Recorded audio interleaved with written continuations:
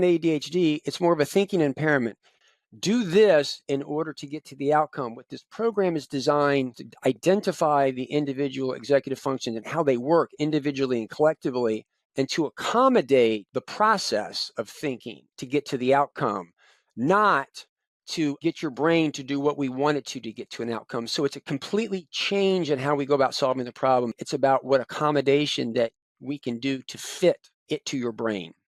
Little things like that, where you begin to realize how much ADHD is a thinking impairment, then you begin to realize accommodations like just having somebody ask you questions actually helps a person, not everybody, with ADHD think through some things.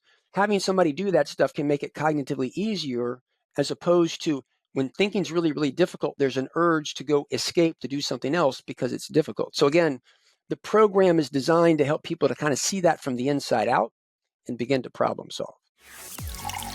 Welcome to Successful with ADHD. I'm Brooke Schnittman. Let's get started. Hi, everybody, and welcome back to another episode of Successful with ADHD. Today, I want to re-welcome my friend and colleague, Jeff Copper. He is an ADHD and attention coach, and he has a lot of letters next to his name: MBA, PCC, PCAC, CPCC, ACG. I don't even know what half of these stand for, but I'm sure he'll explain that to us. And after this episode, he might even have some more letters next to his name.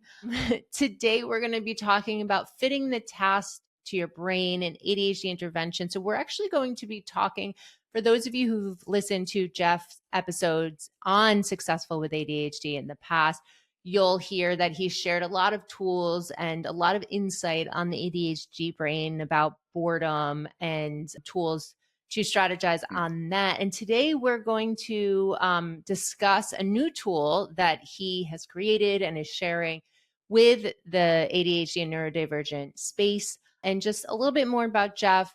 He is the founder of Dig Coaching, and he's the host and founder of Attention Talk Radio and Attention Talk Video. Jeff coaches individuals and entrepreneurs with ADHD symptoms who are seeking to improve their personal and business results. Welcome back, Jeff. Thank you so much, Brooke. I can't tell you how much I appreciate you letting me come on and talk about this today. It's an honor.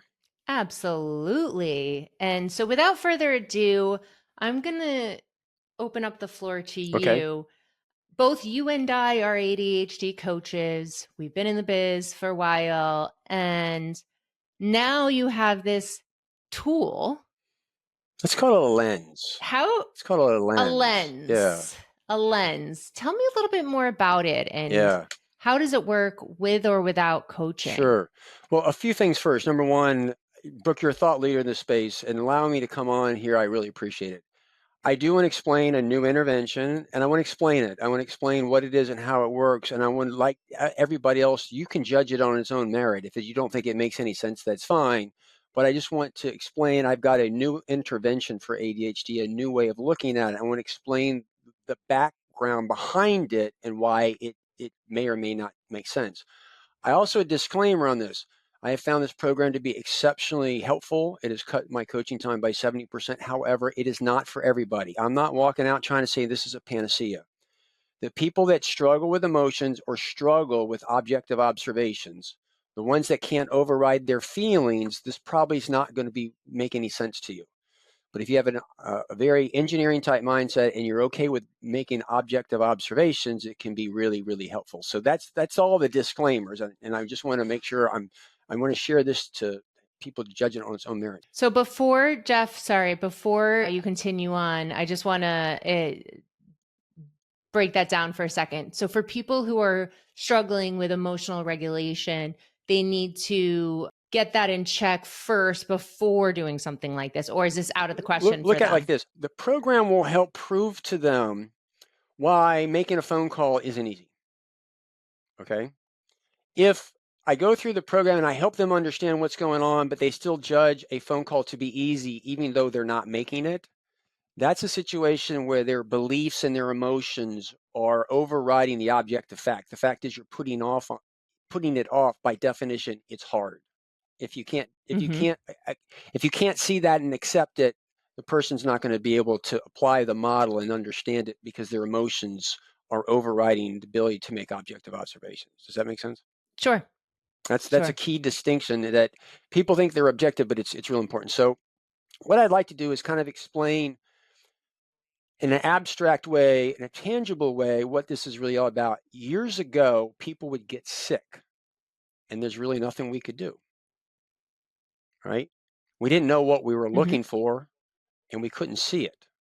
Well, along came the microscope. That became a lens to make observations. And we figured out that if we paid attention to viruses and germs, those were the drivers of illnesses. So once we had defined what we were looking for and we had a lens to view it, we can now problem solve. Okay? So if there's a bacterial infection, we can give it penicillin. In any Mm-hmm. other field of engineering, you've got to have some type of definition of what you're paying attention to, and you've got to have some type of lens in order to observe what you've defined. What I've Mm-hmm. done is I've taken Dr. Barkley's model of executive function, and you and I have talked about that before. I've come on and done a couple conversations. I think we Mm-hmm. did on one on working memory and some other ones.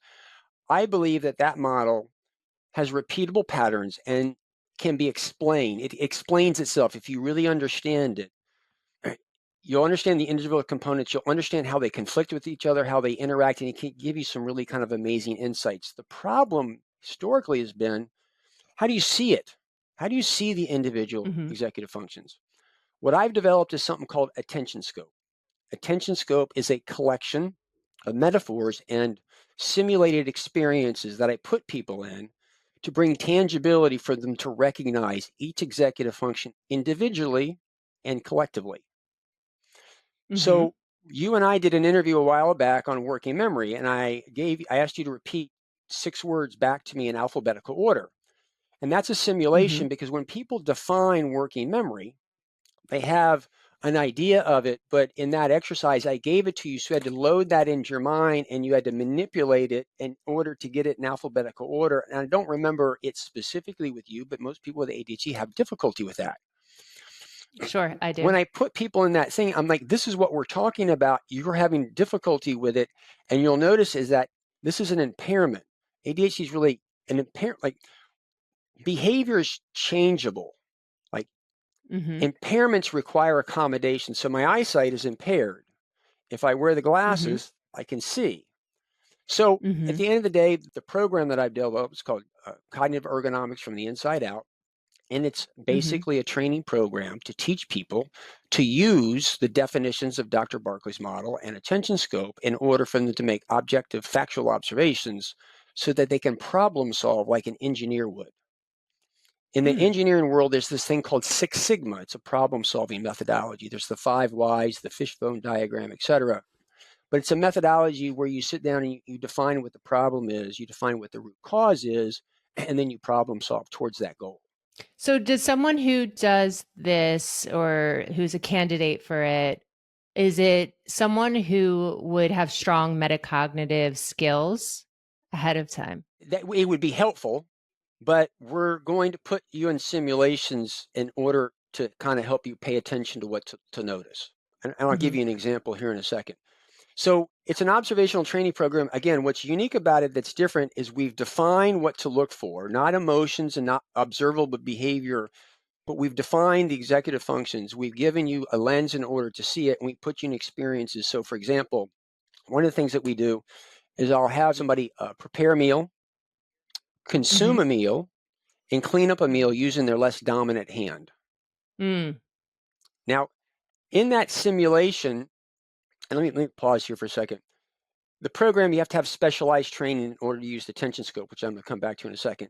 When I give that to people, people are like, wow, that was really awkward, or I was really, really frustrated. Now, those are emotional observations from that experience. Mm-hmm. The purpose of it is, when you did it, did you notice that you had to be self-aware? Yeah, like Sure. every moment of the exercise. Did you notice that you got frustrated? You had to downregulate your emotions because this was not something that's normal. Did you notice that you had to restrain yourself to override your urge to use the dominant hand? Did you notice that you had to use your visual imagery because when you were cutting with the knife left-handed, which is not something you were doing, you're trying to visualize it right, and you're trying to do it on your left hand, and so that you were doing that, did you notice maybe that you were having to think to yourself about what you were doing? And did you notice the cognitive strain that was taking place because you were having to do a lot more thinking? And did you notice maybe that you forgot different things at different times of the way because the cognitive load was high? The simulation is designed to say, did you see self-awareness? Did you see the emotional regulation? Did you see self-restraint? Did you see visual imagery? So the idea is I put people in that experience. And what's fun is most people, not everybody, will end up, they had a good plan, but they start to shortcut it as time goes on. If you take a look at that's ADD behavior, you're trying to get out of it. And so by putting people in these particular simulations, we don't talk about executive functions collectively. Like a lot of executive functions, coaches are going to teach skills. Do this in Mm-hmm. order to get to the outcome. What this program is designed is to identify the individual executive functions and how they work individually and collectively, and to accommodate the process of thinking to get to the outcome, Mm. not to get your brain to do what we want it to get to an outcome. So it's really it's a completely change in how we go about solving the problem. It's not about doing it this way. It's about what accommodation that we can do to fit it to your brain. Gotcha. So for the person who's going through that simulation and they're noticing it was hard for them to cut with their left hand, you're probing them with the questions. They're noticing this, they're noticing that. Now, what are they doing with that? Are they now taking those executive dysfunctions, so to say, and comparing that to how they're functioning in the real So world? first of all, we have to define what to look at. So what we said was executive functions. You don't know what it is, but now I'm putting you in experience so that you can begin to recognize them individually. Like now that you know what they are. As we go through and we break each one down and we go through the mechanics of each one. So we just talked about, that's a general one.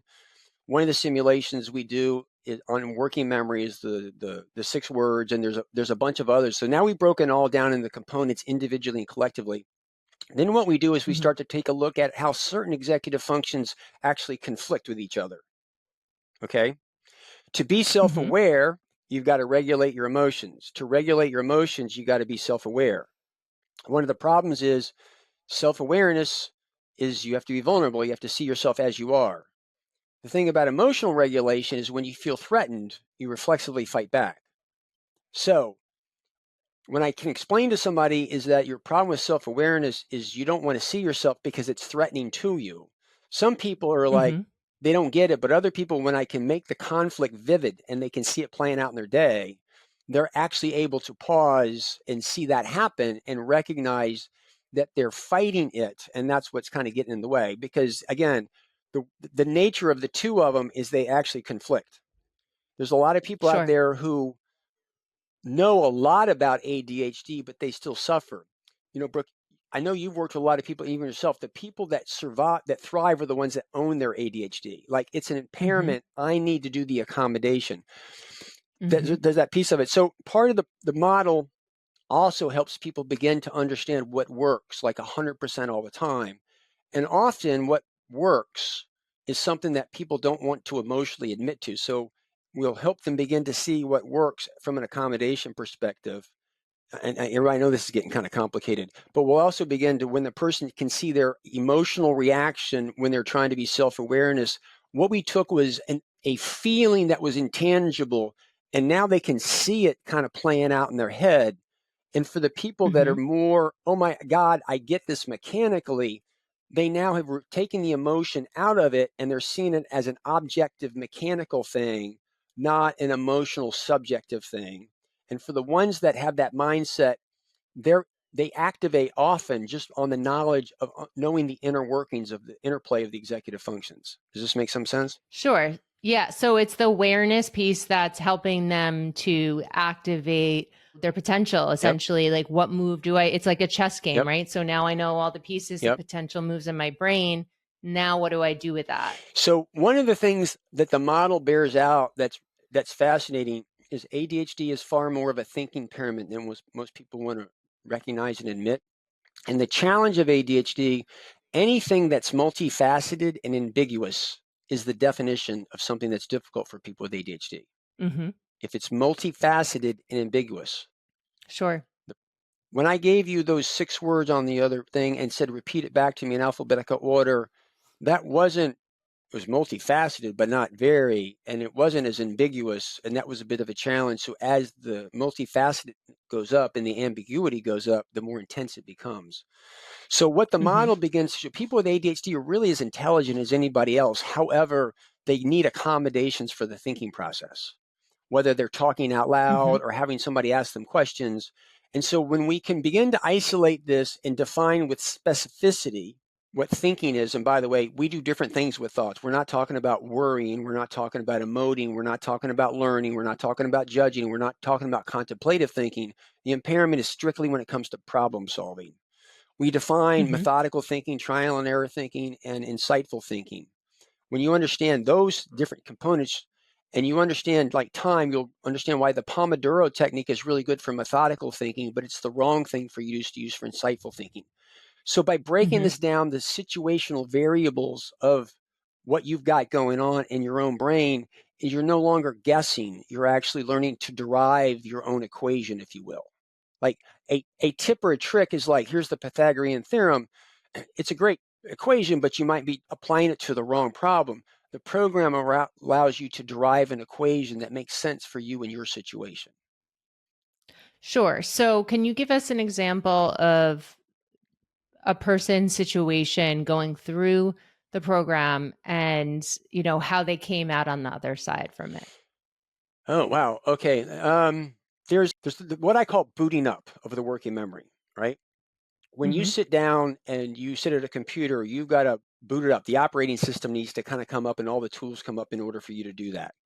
When you're going to sit down and do a task that's cognitive, there's a boot up process that goes on in your head. There's the loading of that Mm-hmm. information. It's very effortful. Okay. What people with ADHD will say, I'm having a hard time getting in the flow. Once I'm in the flow, I'm good. I'm having a hard time. This is what we're talking about. This is the boot up process. By Okay. acknowledging it's booting up and it's effortful, it takes time. Number one, there's a few things that happens. Number one, now that you realize what it is cognitively, you begin to plan that as a part of any task. Like if you're not Okay. acknowledging that piece of it and you're not planning for it or scheduling it, you're ignoring part of the equation. Now that you know that it's Right. there, you're actually now planning for it. Also, when you're doing something like that and you're booting up in the process and you get into the flow, understand that if you get interrupted, it's like your computer got unplugged. You literally, if you get distracted, you have to come back and you have to start all over again. And by metaphorically explaining that what's going on, and you've got a cognitive project, number one, you need to plan for the boot up. And number two, Mm-hmm. you need to make sure that you got runway where you're not going to get interrupted so that you Mm-hmm. can get started and not be interrupted.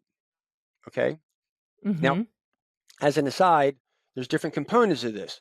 When you understand the booting up process, the issue really is you can boot up or you begin to watch your own behavior and say, oh, when did I get into the flow real quickly? Because there's situational variables when it works that enables you to Mm-hmm. do that. So for me, when I'm coaching clients, every client's a different project.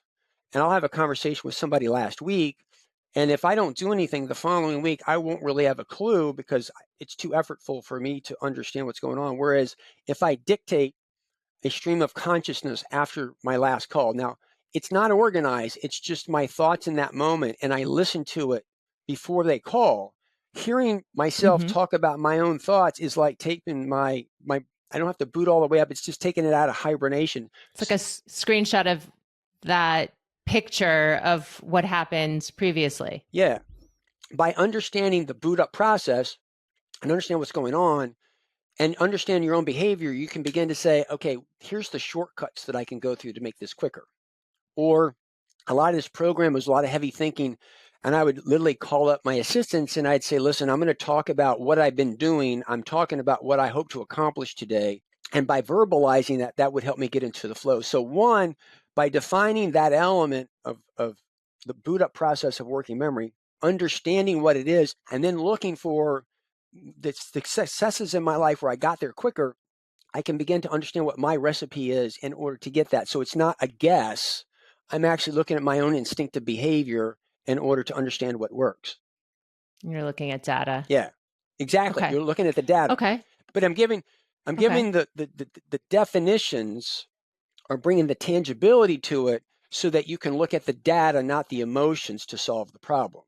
Yeah. So I am all about different scopes, different tools, whatever you would Yep. like to call it, right? Like therapy, medication, coaching, potentially the attention scope. And I would love to get my hands on it and check it out. It sounds wonderful. So if we were to add this to our toolbox, right, for someone who wants to look at the data, someone who wants to be reflective so they can cut down the time to do something because they Yep. know what it takes to get into that flow state or to get into a productive workflow. How does this compare for the people who don't know, who haven't been coached or who haven't gone through the attention scope? How does it compare? I know with coaching, we look to move the client forward, right? But how does it compare to coaching in the sense of reflection? Just so for people can like, so I'm trying to understand that too. One of the challenges of understanding this is you're looking like metaphorically, it's like the people that are listening to this metaphorically, it's like you're looking through the lens and you understand the world to be flat. I now have a tool that can help you see that it's actually round.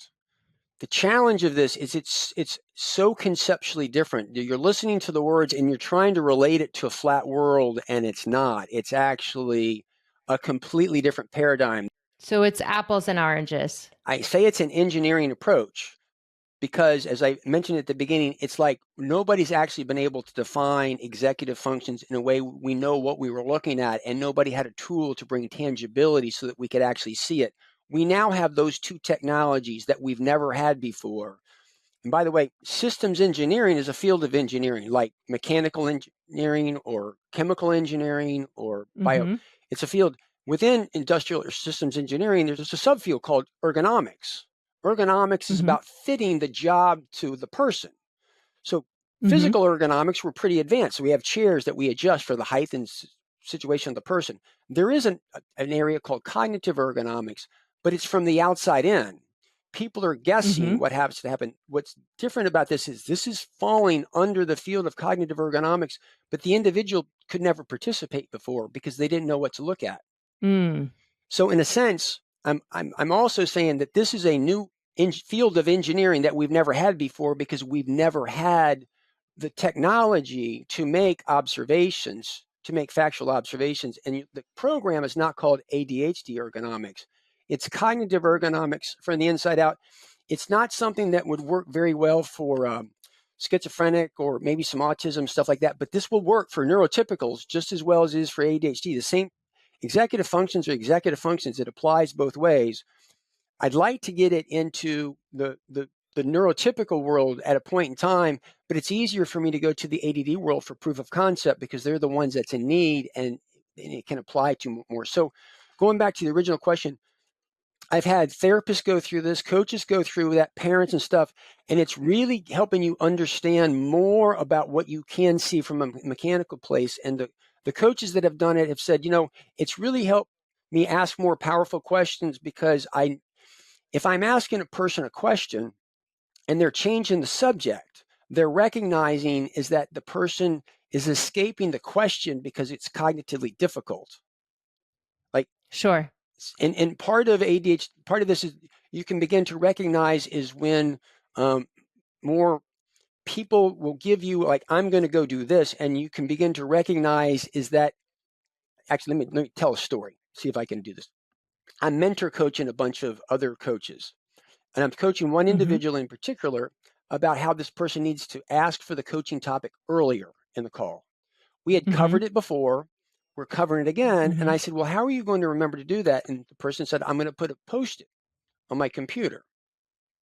Mm-hmm. I let the conversation change for a minute or two. And I came back and I said, let's come back here. I said, can you give me a real answer to that question instead of an emotional response? And she was like, what do you mean? I said, that was an emotional response. There was no thinking involved. She said, what? I said, what'd you say? I want to put a Post-it on my computer to remind me. I said, how many Post-its do you have? I don't know, like 20. I said, do you ever look at them? Light bulbs went off in that moment. And here's the subtlety. Is reflexively, she said, I'm going to put a Post-it on the computer.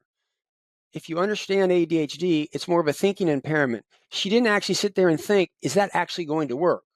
She didn't sit and kind of go through the thinking process to realize that it probably wasn't going to be something that was going to happen. She said it got her out of it, but she didn't do the kind of deep thinking that she needed to do to say, does this really work? But she didn't have the questions in between that time to think differently. Like maybe the Post-it in the past has worked.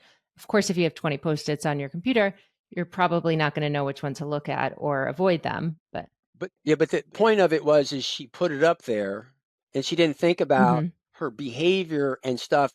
Has that ever really worked in the past? Has it gone to a deeper level? Now, gotcha. this is what the model can begin to explain, is that you can put something on your to-do list. That's okay, but that's not where the impairment is. The impairment is actually thinking through what you got to do on the list. So, for example, I had a guy I was coaching one time, like, I need to send my mom a Mother's Day card. Okay. Now, again, I'm going to say cued recall is an accommodation. It's cued recall. And what I said is, really, knowing that the person didn't think through this, I said, where are you going to get the card? A store. What store? Now they're thinking. A Hallmark store. Really, where's that? It's down the road. When do you go buy it? Well, actually, I go the other direction. Well, how far away is it? It's 10 minutes. Oh, so you got to go out of your way 20 minutes to get the card. You have a stamp? Yeah. Where? In my office. Where? I guess I don't have a stamp. Oh, how are you going to get a stamp? Now, notice I'm just asking questions. What I'm actually doing is I'm cueing them to answer the questions. I'm actually making thinking easier. By me asking, this doesn't look like an accommodation, but me asking the question is actually helping them to think through the individual steps that they need in order to go get the card. The model helps begin to understand how having somebody ask you questions is actually an accommodation. So when you understand it, you can sit there and say, I'm having a hard time with this task. Can you ask me questions about what's doing? Because that will help me think through what I need to do. Because people get overwhelmed when they put the list, but it's actually thinking through everything that they need to do in order to get that done. And the model helps people bring tangibility to it so they can see it. So with the Post-it issue, she put the Post-it, but she didn't think, do I actually go and look at it on a realistic basis? She didn't think through the execution of that. Then we started talking about what she was really going to do, and it got to be a little bit more difficult, and she actually came up with something. So this is a very subtlety, and people are kind of going, oh my God, but it literally, it illuminates little things like that, where you begin to realize how much ADHD is a thinking impairment. Then you begin to realize accommodations, like just having somebody ask you questions actually helps a person, not everybody, with ADHD think through some things. Having somebody do that stuff can make it cognitively easier, as opposed to when thinking's really, really difficult, there's an urge to go escape to do something else because it's difficult. So again, the program is designed to help people to kind of see that from the inside out and begin to problem solve.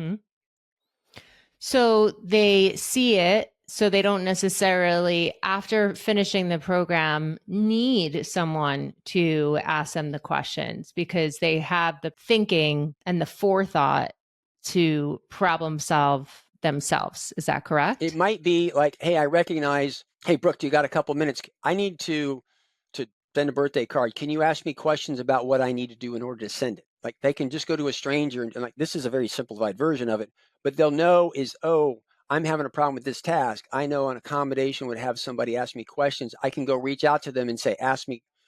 You have to be careful. You have to understand, don't ask people to give you your opinion, but I just need somebody to ask me questions, because when they do that, that makes the thinking easier.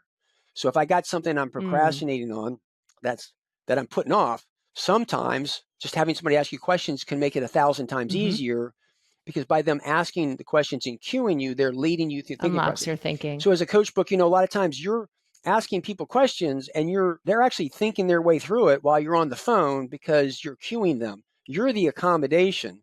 Now, sometimes you're asking Mm-hmm. insightful questions, but I know there's people that come on every once in a while where you're kind of not coaching, just asking them the questions and they're getting there on their own. Other times you're asking probing questions for them to get the self-awareness of what's going on. But literally, Mm-hmm. a lot of times it's just as simple as the person realize, I just need to have somebody ask questions in that realm. There's lots of other spinoffs with regard to that. Gotcha. So that's one of the spin-offs to Yep. it to help with the executive function of potentially like working memory or initiation. So that is something that someone can walk Yep. away with and say, okay, this accommodation Yep. is something that I need in life when I Yep. get stuck and And, and, overwhelmed. and let's just take this. This is what the model does is having somebody ask you questions as an accommodation is not it's not mainstream. It's not, you don't see that on the list of accommodations. But again, it's cognitive ergonomics as we're going through this and people begin to understand it and say, my working memory is impaired. As an accommodation, I need, like my eyesight's impaired. If I get glasses, I need somebody to ask me questions. So now they get that. The model will help them understand it in a black and white. And like, I get that. Now you can go advocate because I know that it works by asking somebody just to ask me questions. And so earlier we Okay. talked about this being a tool. It's really an observational training program because radiologists who look at CAT scans, MRIs, X-rays, uh, ultrasounds, they have to go through specialized training to become proficient at reading those Mm-hmm. images.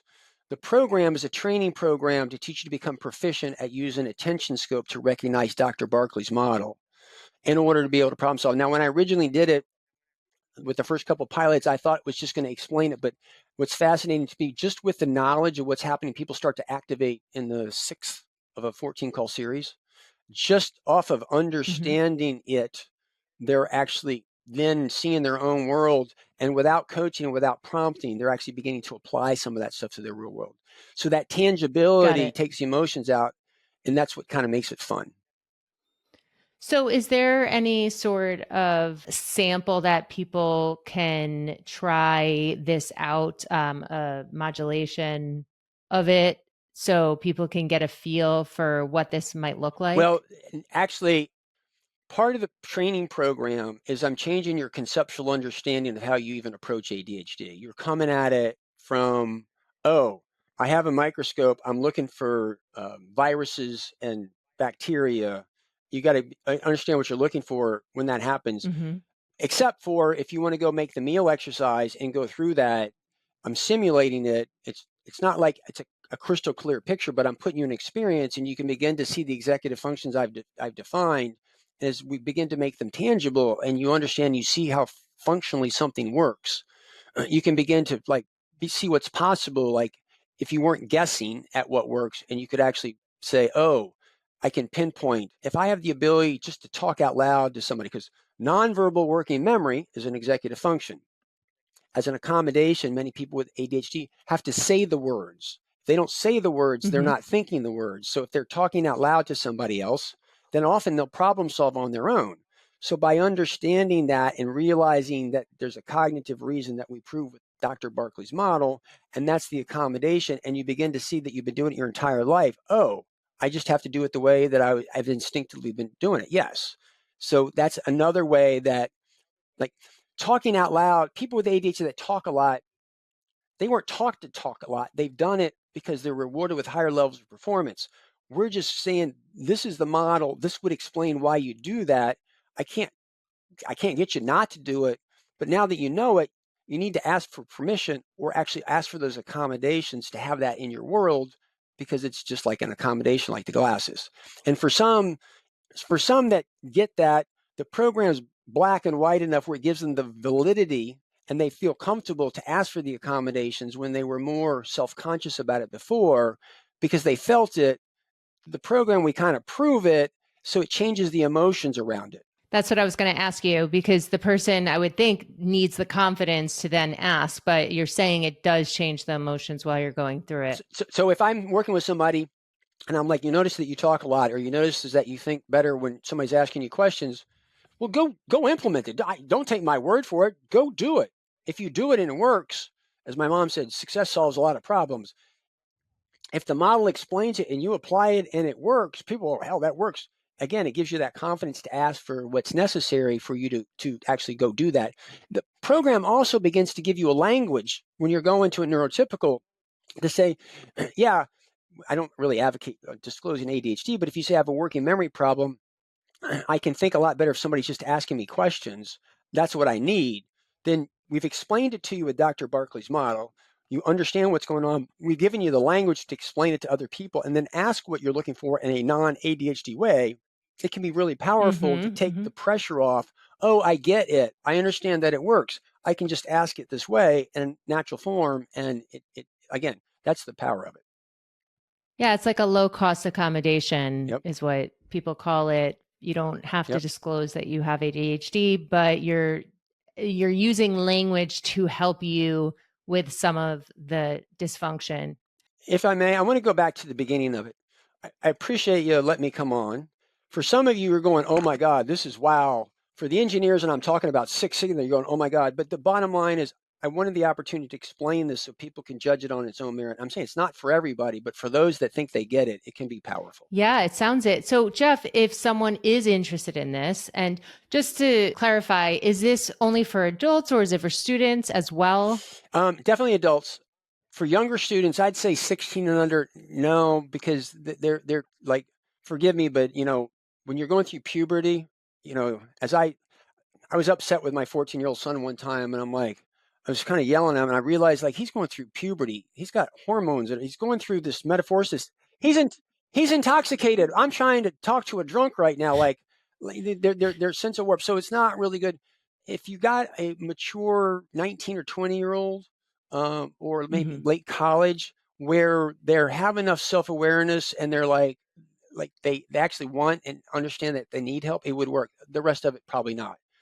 It can help with the parent understand what's going on, and it can help with the parent in a school system better understand accommodations that their kid might need and give them language to go talk to the school. It doesn't mean that the experts at the school are going to adopt it, because saying my son needs somebody asking him questions is not a normal accommodations. Again, we're discovering accommodations with this model that are non-existent, but we are able to do. But you know what? Teachers are taught to ask questions using Bloom's taxonomy.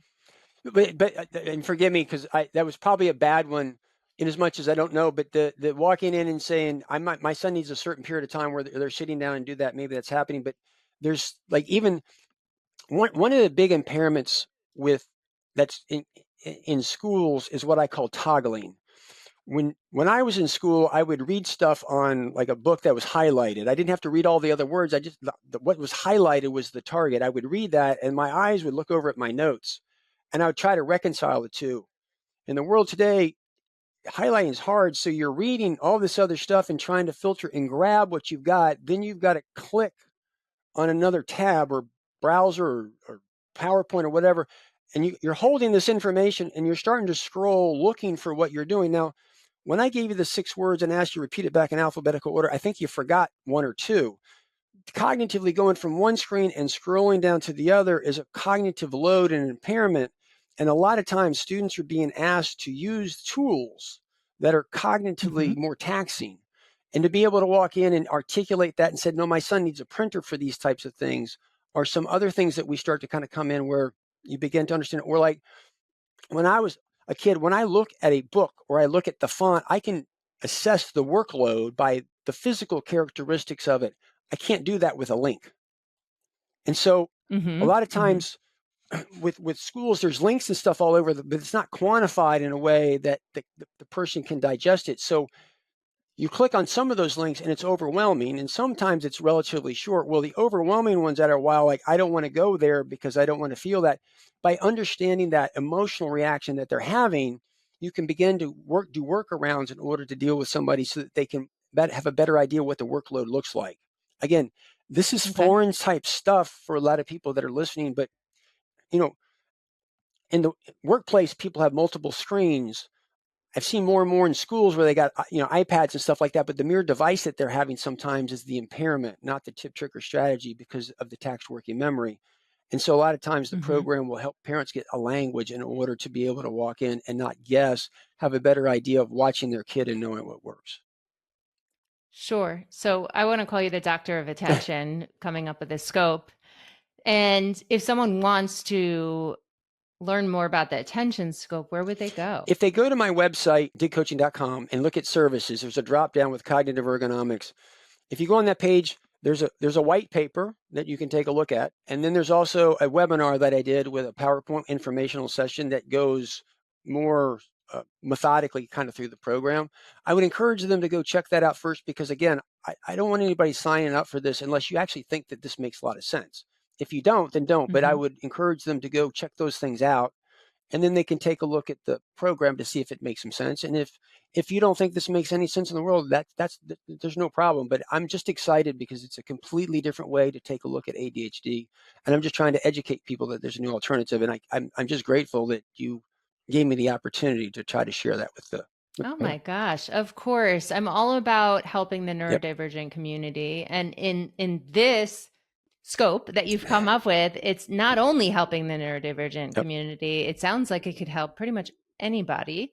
The fact that you've created this new thing is awesome, just to add that in and create that lens for people in a way that Thank you. they have not been able to see their executive functions before. It's kind of exciting. So anyway, I appreciate it. Absolutely. Well, Jeff, thank you so much again for coming on Successful with ADHD. And for those of you who want to learn more about Jeff Copper, please go to dig, coaching with a G.com. And Jeff, you're worldwide, right? Oh yes, yes. Wonderful. Well, thanks again. And I'm sure this will not be the last time Jeff is on Successful with ADHD. And we can't wait to hear more about the attention scope and the Yep. cognitive ergonomics. Thank you. Thanks for listening to this episode of Successful with ADHD. I hope it helps you on your journey. And if you need any additional support for you or a loved one with ADHD, feel free to reach out to us at coachingwithbrooke.com and all social media platforms at Coaching with Brooke. And remember, it's Brooke with an E. Thanks again for listening. See you next time.